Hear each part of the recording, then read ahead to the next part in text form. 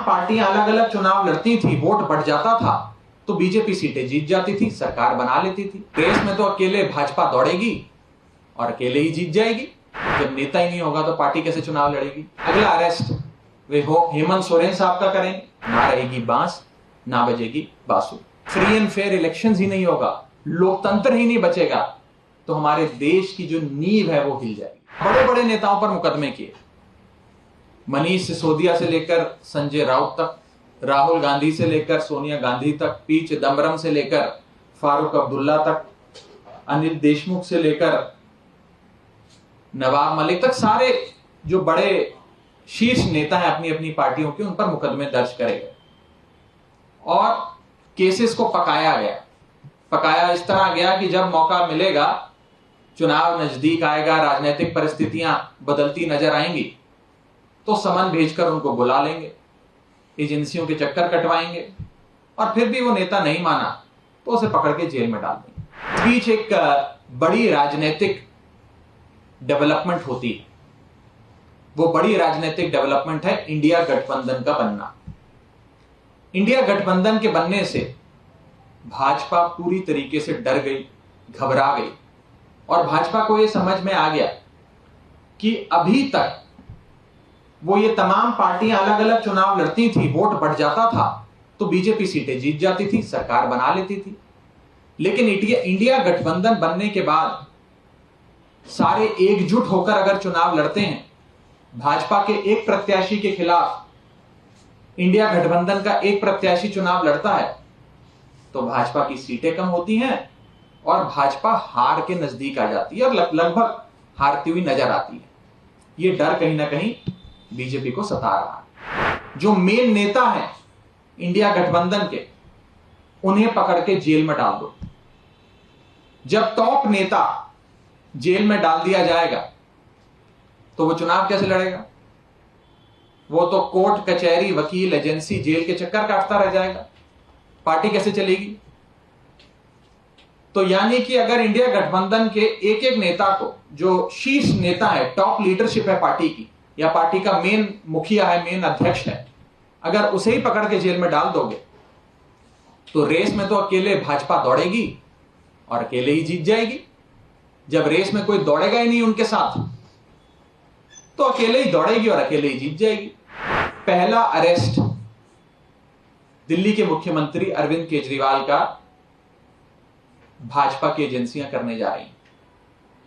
दिल्ली में 7 लोकसभा की सीटें हैं। इंडिया गठबंधन अगर एकजुट होकर लड़ता है तो 7 की 7 सीटें बीजेपी हार रही है। आप भी जानते हैं, हम भी जानते हैं। और ये 7 की 7 की सीटों की हार बीजेपी को इतना सता रही है कि वो अपने अरेस्ट की शुरुआत दिल्ली से करने जा रहे हैं और पहला अरेस्ट अरविंद केजरीवाल जी का करेंगे ताकि इन 7 सीटों पर आम आदमी पार्टी लड़ने लायक ना रहे। जब नेता ही नहीं होगा तो पार्टी कैसे चुनाव लड़ेगी। ये लोग अगला अरेस्ट जो करने जा रहे हैं वो एक ऐसे राज्य का है जिसमें 14 सीटें आती हैं। 14 की 14 लोकसभा सीटों पर भाजपा की हालत खराब है और ये झारखंड राज्य, जिस राज्य में जेएमएम पार्टी की सरकार बनी, जब से हेमंत सोरेन साहब वहां के मुख्यमंत्री बने तब से उनकी लोकप्रियता इतनी बढ़ती गई कि वो भाजपा जो 2019 में 14 में से 12 सीटें झारखंड की जीती थी, आज 14 में से 4 सीटें भी जीतती नजर नहीं आ रही है। इसी के चलते अगला अरेस्ट वे हो हेमंत सोरेन साहब का करेंगे। अगला अरेस्ट आरजेडी के नेता तेजस्वी यादव का हो सकता है ताकि आरजेडी पूरी तरीके से बैठ जाए और बिहार में चुनाव लड़ने लायक ना रहे। रेस में अकेले भाजपा दौड़ेगी, अकेले जीत जाएगी। इसके बाद अगला राज्य जहां पर भाजपा की एजेंसियां अपनी दस्तक देने वाली हैं वो है वेस्ट बंगाल। बंगाल वो राज्य जहां पर भाजपा ने पूरे दमखम से राज्य का चुनाव लड़ा, विधानसभा का चुनाव लड़ा, खूब पैसा भी खर्चा, समय भी लगाया, नेताओं को, बड़े से बड़े नेताओं को उतारा, लेकिन कुछ खास नहीं बना।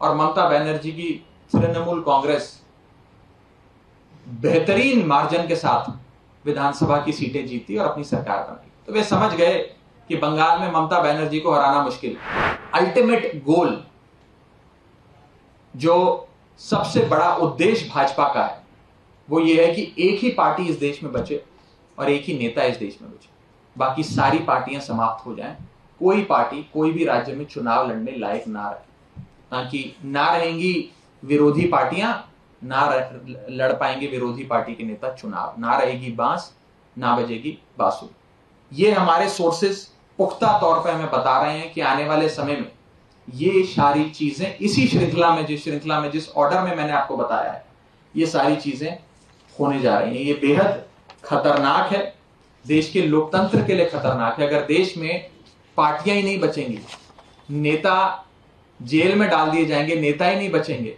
फ्री एंड फेयर इलेक्शंस ही नहीं होगा, लोकतंत्र ही नहीं बचेगा, तो हमारे देश की जो नींव है वो हिल जाएगी। हमारे देश की इमारत जिस नींव पे खड़ी है वो नींव नहीं बच पाएगी। हिंदुस्तानी इस्लाम मुझे बहुत दुख होता है। खत्म, बाय बाय। कम पढ़े लिखे प्रधानमंत्री